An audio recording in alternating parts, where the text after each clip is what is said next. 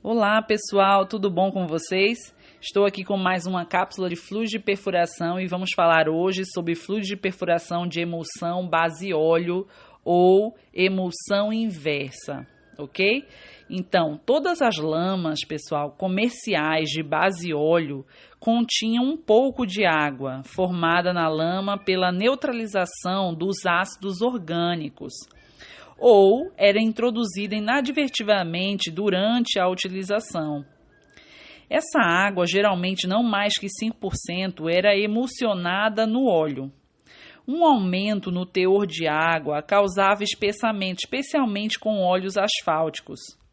Para superar esse problema da contaminação por água, buscou-se emulsificantes mais eficazes para a água. Esses emulsificantes levavam às novas formulações em que a água tornou-se um componente útil em vez de um contaminante. O termo lama de emulsão de óleo era aplicado às emulsões de óleo em água. Assim, emulsões de água em óleo eram chamadas emulsões inversas ou invertidas. Interessante, né? Então, essas lamas, pessoal, de óleo, contendo mais de 10% de água, às vezes tanto quanto 60% na fase líquida, utilizavam a água emulsionada como um agente de suspensão, suspensão de cascalhos, ok? Então, o primeiro uso no campo de uma lama de emulsão base óleo ocorreu, sabe quando? Em 1960, na bacia de Los Angeles. Esse fluido de perfuração era composto por 40% de água emulsionada em um óleo refinado.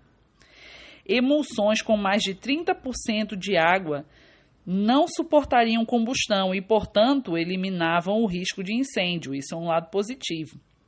Outras características favoráveis do sistema de emulsão eram o custo menor, né?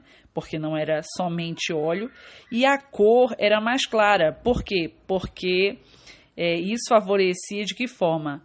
Nas roupas dos operadores, isso mesmo. As roupas ficavam menos manchadas. Essas características promoveram o uso de emulsões inversas nas completações de poços de baixa pressão.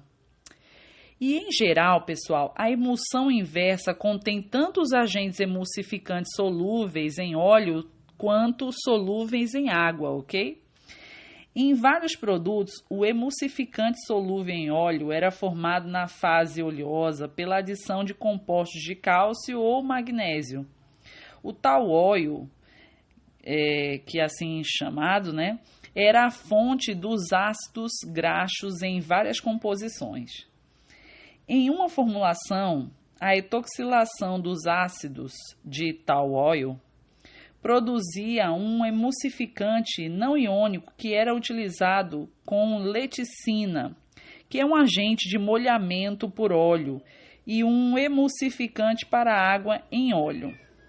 A leticina foi incluída em outra formulação que envolvia um agente oxidante, um resíduo de ácido graxo e óleo de rícil hidrogenado. Outra formulação especificava a extensão da oxidação do tall oil, né, com base no seu aumento na viscosidade, e incluía um composto de cálcio e uma amina quaternária. Sabões de metais polivalentes de resinas ácidas, variadamente modificados antes da conversão em sabão, obviamente, serviam como principal emulsificante em várias formulações. Compostos orgânicos contendo nitrogênio, como poliaminas e poliamidoaminas, eram componentes úteis. Agora falamos aqui sobre as argilas organofílicas e o mato de amônio.